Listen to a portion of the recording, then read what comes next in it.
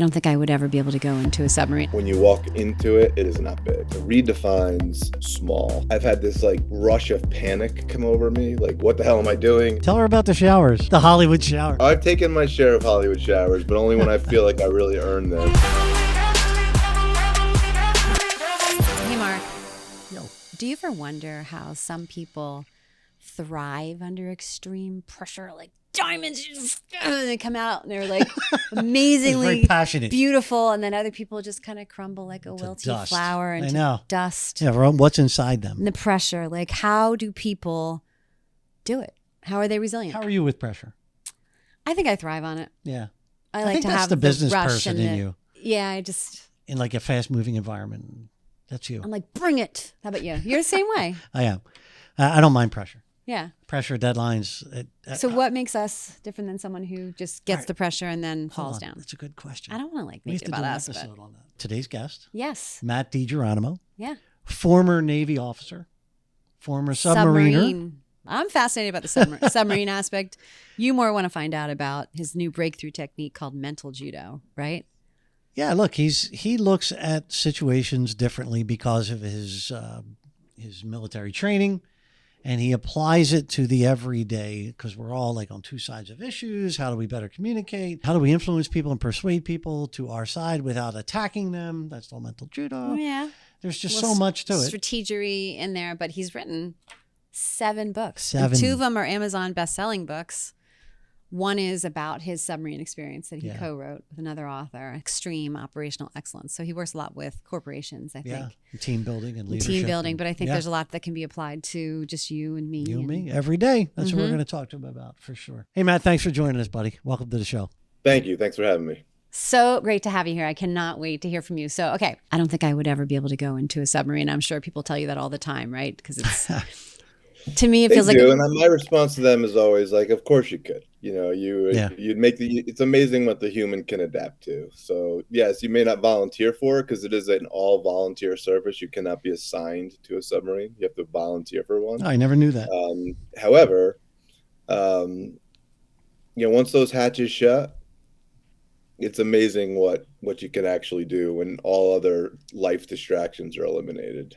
How big is it in there? Like, I'm just curious, like, what is it? Pretty tiny. Yeah. The ship itself is relatively large. So the type of ships that I served on were Los Angeles class fast attack submarines, and they are 300 feet long and 33 feet wide in diameter, and about 50 feet tall. That may not mean a lot. It sounds big. When you walk into it, it is not big. Half of it is the engine room, right? So the nuclear power plant. The other half is where people sleep and tactical control and the control room, sonar, radar, that type of stuff, and where we eat. And it is it redefines small. Whatever you thought small was. Yeah. You're in a tiny home. You have no idea. You're in a tiny home. And then do people sleep right next to each other in little bunks? Yeah, and most people don't have their own rack. Right. So it's what's called hot racking, where you essentially have 3 people assigned to 2 racks. So as they rotate in their shifts, there's always a bed available for them when it's their time to sleep. It's called hot rack because when you get into the rack, it's hot from the body heat of the person before you. Oh, it's a whole way of living. I mean, I have so much respect. I just don't. I mean, tell her about the showers, the Hollywood shower. Hey, there you go. How did you know Hollywood shower? I did a little research. What's a Hollywood Did a shower? little research. I guess I should have, huh? That's right. Yeah, no Hollywood shower. I've taken my share of Hollywood showers, but only when I feel like I really earned them. Hollywood showers, because a submarine shower goes like this. You get in the shower, you take your clothes off, you get in the shower, you turn the water on and you get yourself wet, and you turn the water off. Then you get your soap and you scrub up, and then you turn the water on and you rinse that soap off, and then you're done. The whole thing should take 3 minutes. 3 minutes. A Hollywood shower is you don't do any of that and you just take a shower like a regular human being. You're not doing it. The system has a way of enforcing its own rules, if you know what I mean. Oof. Did you ever have any concerns about getting on the submarine, or you were all in, you volunteered for it, you're like, I'm going? Yeah, I never had any concerns. I say that over the course of close to 20 years, probably, I don't know, 6 to 10 times, I've had this like rush of panic come over me. Like, what the hell am I doing? And how are we? I'm under the ocean, and many, like, and then what I learned to do is just sit back and just let the emotion happen, and just like a wave, it'll go away, and it does. But in that 20 to 30 seconds, it feels pretty intense. Yeah, I'll bet. Never enough for me to say anything or do anything. I think everyone probably has moments like that from time to time. And so how did you get to write Operational Excellence? When I got out of the military, a friend of mine named Bob Kuntz and I, we served together, it's about 3 years maybe after I retired, we were just reflecting on the things that we learned in the Navy and which of those could be transferable to the civilian companies that we have seen. You have one of the most challenging, we work in the most challenging environments on the planet with a very, very dangerous form of energy, nuclear power, run primarily by 24-year-old kids for the most part. Mm-hmm. And none of them stay on that submarine for more than 3 years or so. So you have this revolving door of 20-somethings running a nuclear reactor. And it's not even like a nuclear reactor in Omaha, Nebraska. It's a nuclear reactor that's maneuvering and up and down and going into all these harsh environments. And we haven't had a major safety protocol, or we haven't breached any major safety protocols. Not a single citizen has ever been exposed to even an ounce of radiation due to Navy nuclear power. And we said, there's something there. And we just decided to explore which aspects of that culture we thought were translatable to the civilian world. Which is leadership and how to run an organization and run a team. But how does it apply to the individual who's walking into that situation? Like, what is the mindset that you want people to take from reading this?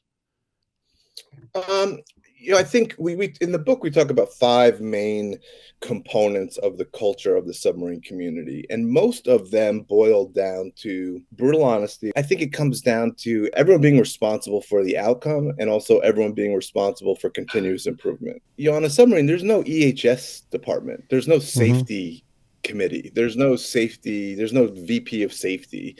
All these like ancillary groups that you see in the civilian world, we don't have any of that because we don't have the people for it. So it becomes everyone's responsibility. Right. And what do I think the takeaways are? I think if I had to boil it down to say 2 takeaways, it's that the best organizations learn every day, and that doesn't happen by accident. Your actions have to align with those core values.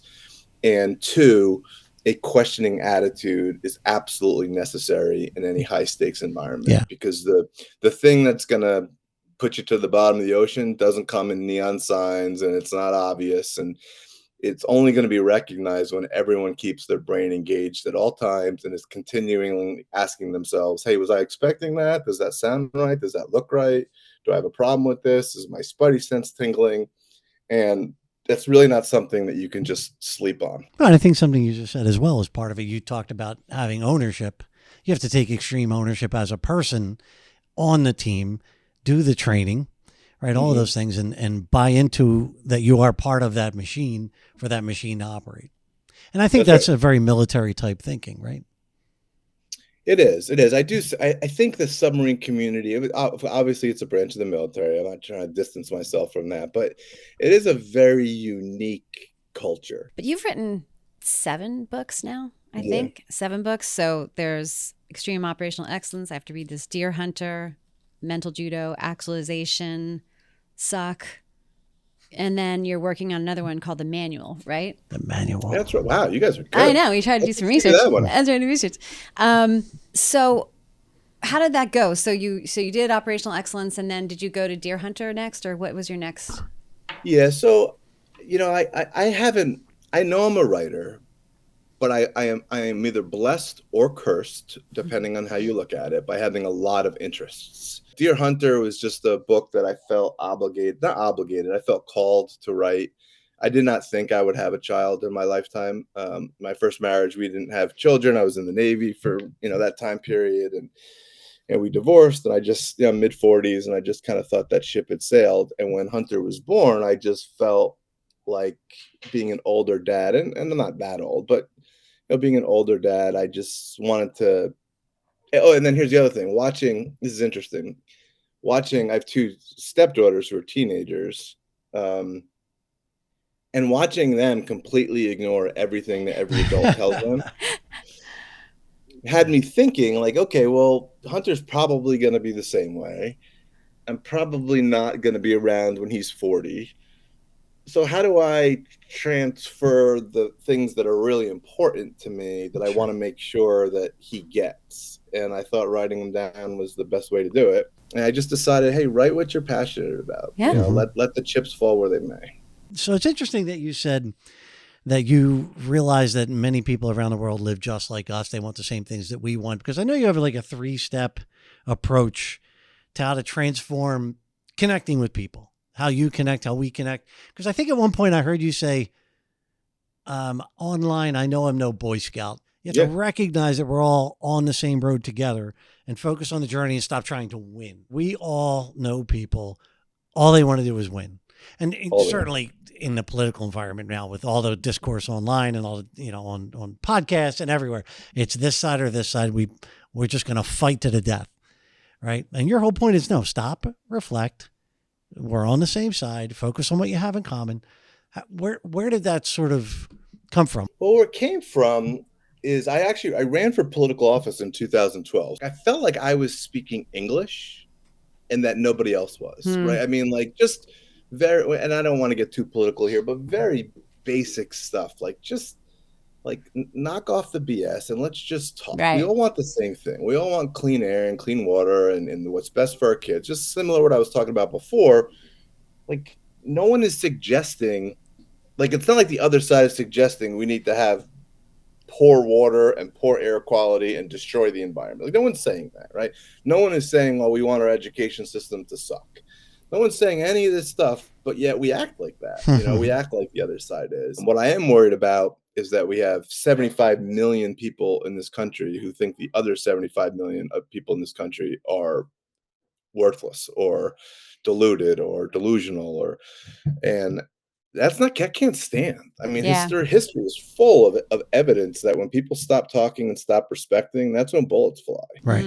And so I kind of said, like, hey, I want to do something about this and just kind of get people to start realizing that there's a conversation beneath the conversation here, right?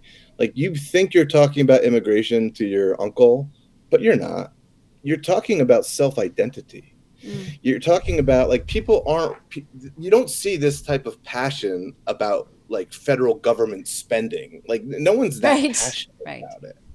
What they're passionate about is that they've linked their own ego and their own identity to their side of the controversy. Sure. And so any attack on any policy related to your side is an attack on your identity. Right. And in reflection, I ask people, how many times in your life have you been in a political discussion with someone where the other person stopped, paused, and said, you know what? You're right, and I'm wrong.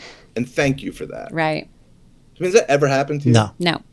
But yet we talk as if that's a possible outcome. Yeah. It's like, that's how we debate. We debate as if we're expecting that type of outcome, which has never happened. 75 million people are not idiots. They're just not. So bring curiosity with you and start to think, like, hey, let me understand before I expect to be understood. Let me understand what this group of people feel and think, and stop trying to win. Just stop it. That number's too small, though, the people that are willing to do that, right? Because we all have our biases. Confirmation bias, echo chambers, you know, and the algorithms support that. They give you more of what you've listened to, looked at. So there is no pause and reflect moment. Maybe it's a good time to talk about your 20-60-20 rule. If you're working with 10 or more people, 20% of those people will hate you. They'll hate your face. They'll hate the way you talk. They'll hate your dog. They just won't like you. Okay. So just accept it. The other 20% will love you no matter what you do. You know, and both of those, and that leaves 60% in the middle, but both of those 20% outliers are traps. If you do nothing as a leader, you just hands off, the 60% will sway to the negative folks. Wow. It's probably true. I've just seen it too many times Yeah. to not think there's something there. So it's really that's the, my 20-60-20 rule is to open people's eyes to those traps, and then also encourage them to focus on the 60%. Let's talk about mental judo. Yeah, I was just going to bring that up too. Okay. Why don't you describe it? Explain it, what it is, and how it works. I'm not a martial artist, but judo is about using other people's strength and energy and not your own, right? If they're running full speed, well, assist them to finding the wall with their face, but you're not really pushing them into the wall. You're just using their own energy. And in conversation, I have found I was starting to see that most of the things that I was extracting as recommended ways to talk about difficult things really was like judo. It's about, if you've seen the movie Inception, it reminds me a lot of this. Like when you're having these types of conversations, and I don't think it's limited to just political conversations, you will not win. We've already established that, right? But the best that you can hope to do is plant a seed that will grow in the future. So everything about mental judo, at least the book Mental Judo, is about getting a person, and not in a manipulative way, but getting a person to think in the direction that you want them to think without pushing them there and without coming across as if you're arguing with them, right? So here are some examples that are in the book. So, instead of saying, well, that's stupid because da da da da, you say, hey, if that went wrong, in 6 months from now, what would the newspaper say what the problem was? Hey, if we do that, and a newspaper got a hold of it, what would the headline be? Like just getting them to just think about, and you're not saying, hey, I think it's a dumb idea. You're just, everything has the possibility of going south. And if this didn't work out, what would historians say the reason it didn't work was, right? Do you think that is something that anyone can use at any time? It's a technique. 100%. Like let's say with your kids. 100%. That would be it's like anything else, though. It takes practice, which is why that book, I tried to lay out like 7 basic tactics, if you will. But that's the easy part. Doing it is the hard part, and it does. It takes practice, and it takes energy, and you get no feedback because you don't know if it's going to work or not. Well, you'll know later on if it does work. What are some of the tactics? So pause and reflect. We kind of talked about that already with Mark. Zoom out. Mm-hmm. So you zoom way the hell out until you can find common ground. Ask the what if things went wrong, what would the newspaper what would the world say, if you will? Right, yeah. You put me on the spot here. Sorry. A little bit. No, you're good. I should be able to answer this. I'm the one who wrote the book. I'm just trying to remember what I just list 3. Travel the road together. Is that one? Yeah, travel, meaning zoom out and travel together. Question first principles, meaning if you're talking about inflation, this might be a stretch, but instead of talking about tariffs, talk about first principles, meaning like, what is it that causes inflation? Like if you ask, for all of the talk that has been on the news in the last year about inflation, we should all be experts on it. Right. But yeah, if you ask the average person, right, like, what is inflation? What causes it? Is it good? Is it bad? Right. Nobody knows. And so I guess what I'm saying in this tactic is just go in bring curiosity with you and just get to first principles. And first principles is just a fancy way to say the fundamentals or the basics, right? Because you kind of can take the conversation away from all the emotion, and you're almost playing dumb. And I don't mean to sound manipulative here, but it's like, well, I don't really. It's okay. Could you imagine what the average person's response would be if you said, I don't really have an opinion on these economic policies because I don't think I really understand what causes inflation. Do you? Right. Yeah. That's Just good. that question alone. Yeah. I mean, what percentage of the population could just boom answer that question? Can you do that? Very I think small. Can you answer that? very low. Inflation, the I don't causes, the think I could. fundamental economic causes of inflation. Yeah, I No. don't think I could do that. Nope. But I know it's not good. I mean, it's the same thing And with I know tariffs, it means the right? prices are rising. A lot of Yeah. people have opinions on the tariffs, and I have said, like, I'm not going to cast an opinion because I don't know enough about it. Yeah. I don't think a lot of That- people will do that. Well, right, and that's Mark. That's amazing, right? Like it's Yeah. amazing that we're to a point, and I've talked about this a lot. Everyone has an opinion on everything. I know. Like, how is that possible? Yeah. Like, I have no. I mean, yeah. At the risk of being controversial here, you talk about climate change, right? Like, I guess the climate's changing, but are you really asking me, a citizen, in your life, what's I'm going not a on geologist. in the environment? Yeah. I mean, you know Like, what you how- see on TikTok, right? But you don't know if that's true, right? Or What- it's what are you just one talking side of the agreement, right? Or argument, I'm Like, sorry. like in another world, wouldn't it be more reasonable to just say, well, I don't know? Right. But yet, for some reason, and I think social media plays a big part of it. Totally. You know, we are just, I mean, everyone has, everyone has an opinion on anything. And it's kind of like, I think the way it's phrased in the book is more of like a confusion pause. Like, hey, I'm not sure I follow you. I love Can that. you Confusion help me pause. understand? And just Yeah, help me have that understand. person walk you through it.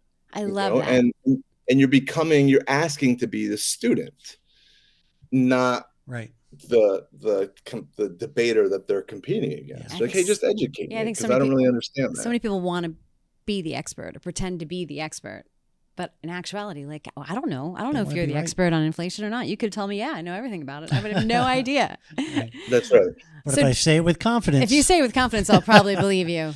But Well, and if you're interested, real quick, I'm sorry, I know, No, go but ahead. if you've heard of the Dunning-Kruger effect, have you heard of that? no, what's that?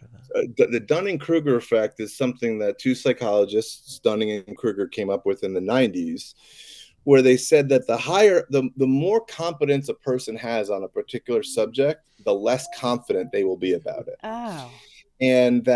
It's really interesting. Dunning-Kruger, I've written a couple articles on it, but I'm sure there's better resources than mine.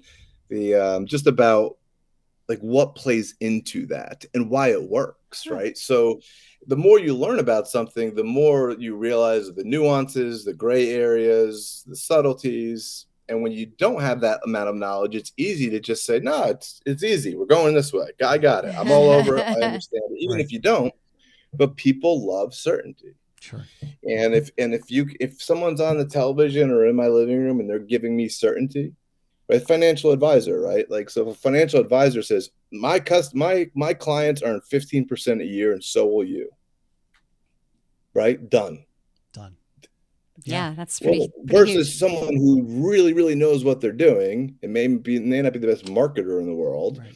saying, well, there's a lot of influences on the market.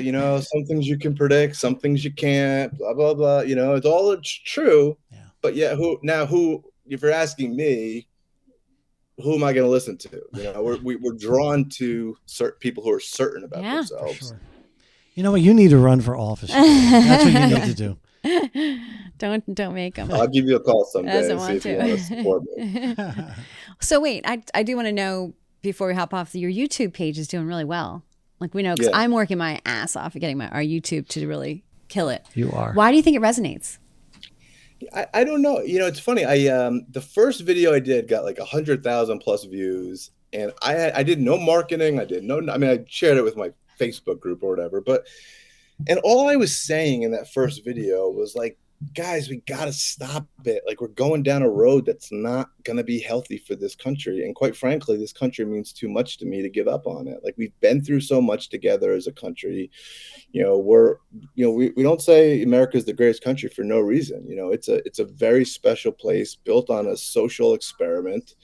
And I'm seeing it go down the drain for reasons that are different than what other people are talking about. And I want to talk about it. And I want, and I really had no real expectations of who would listen or what would say, but boy, was I surprised. That's fun.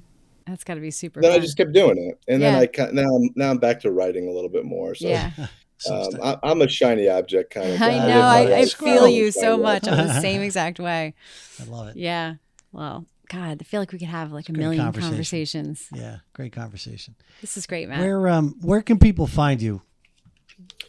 Stacey mentioned my YouTube channel, which is MJ DiGeronimo, or The Curious Patriot. The Curious Patriot. But really, probably the place I spend most of my time right now online is on Substack. Mm-hmm. So if you Google my name or Beyond Platitudes, that's my publication on Substack, Beyond Platitudes, or on Amazon. If you just, again, I'm blessed with a name where there's not many other people with my name. So if you search for Matt DiGeronimo on Amazon, you'll see my books. Well, this has been a pleasure, and I'm sure there's so many other things that we could talk about with you. Yeah, I'd love to come back. I forgot we were doing a podcast. What? We were just talking. That is such a huge compliment. It is. That's great. Yes, Thank high you. five on that one. We love when our guests feel like they just had a conversation. So we do it's too. Wonderful. We love this thing. Totally do. Yeah. Thank you, my friend. I appreciate it. Thank you. Thanks, Matt. Pleasure to meet you guys. This was wonderful.